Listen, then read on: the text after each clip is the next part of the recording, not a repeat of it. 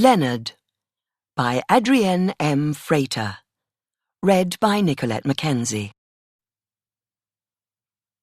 Women often knit gifts for their families. Wives knit socks or scarves for their husbands.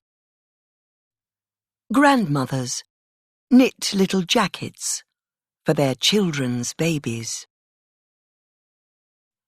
Buying a gift is quick and easy, but making a gift with your own hands takes longer.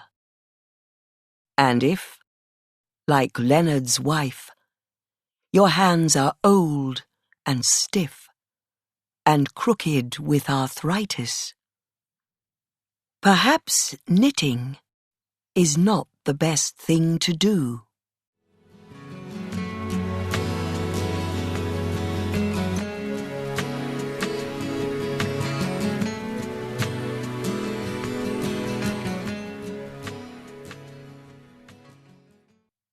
I'll knit him a scarf.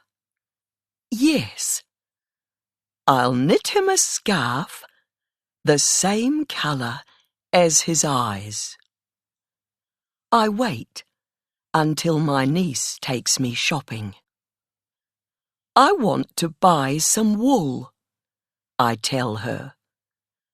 I want to knit Leonard a scarf. But you don't knit, she says. She looks at my crooked hands and quickly looks away again. And Leonard doesn't go out anymore. But Petra takes me to the wool shop anyway.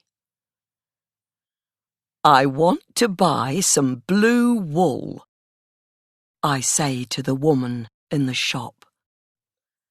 The colour of my husband's eyes. I touch a ball of blue wool that feels as soft as a bird's feathers. Isn't this a little too fine? Asks the woman in the shop.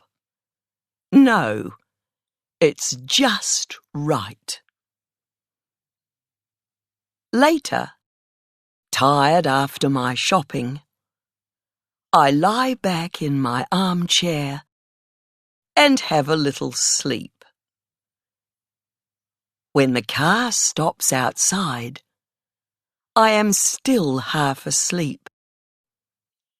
And in my mind, I see a younger Leonard standing at the door.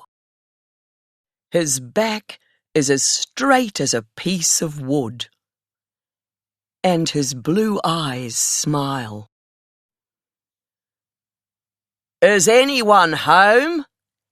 Dan calls. I wake with a jump. Here we are, Mr. Phipps, Dan says to Leonard. Holding Leonard's arm, Dan walks him into the house. Thank you, Dan. I take off Leonard's coat and push some hair away from his eyes. We eat dinner in a silence that aches. I drink red wine, and Leonard eats with a spoon. Then, after I've washed him and put him to bed, I sit down to knit. The needles are silver. The needles are cold. I take the paper cover off the wool, find one end of it, and try again and again to make the first stitch. I am listening to music by Beethoven, and it is nearly halfway through before I have finished the first row of stitches. My fingers hurt, and they won't do what I tell them. But I have begun.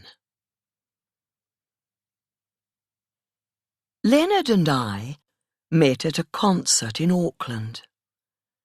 He was tall, with blonde hair then. I can still see him walking towards my seat. He took off the soft blue scarf that was the same colour as his eyes, and my heart gave a little jump. We talked over supper, and I found out where he lived and what he did. "I'm an eye doctor," he said. "Just beginning. No money, but I never miss concerts." I made our first date while we were walking out of the concert building. In those days, men always did the asking, not girls.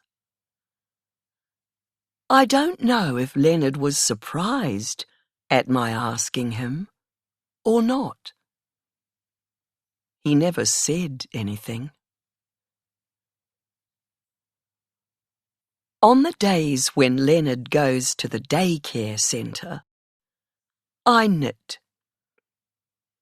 I plan to finish the scarf for our 53rd wedding anniversary.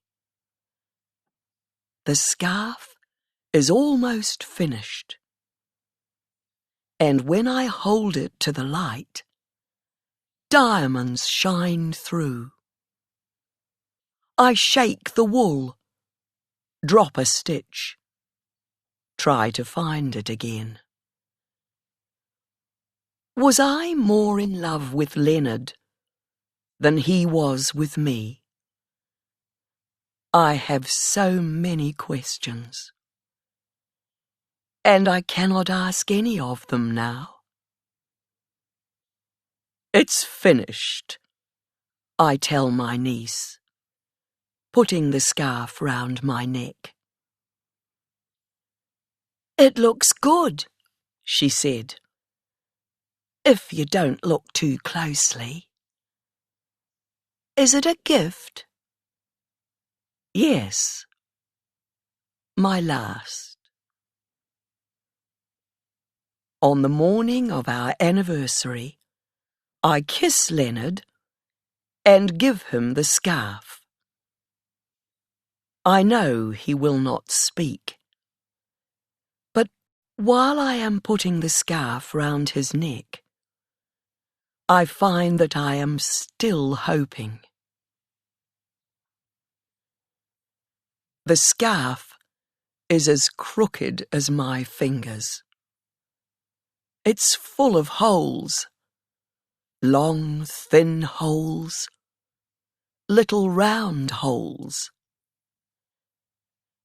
Leonard puts his hand up and touches the wool. And for one short moment, his eyes come alive again. Yes, he wants to tell me. Yes, he wants to say. The scarf is soft. The scarf is blue. The scarf is us.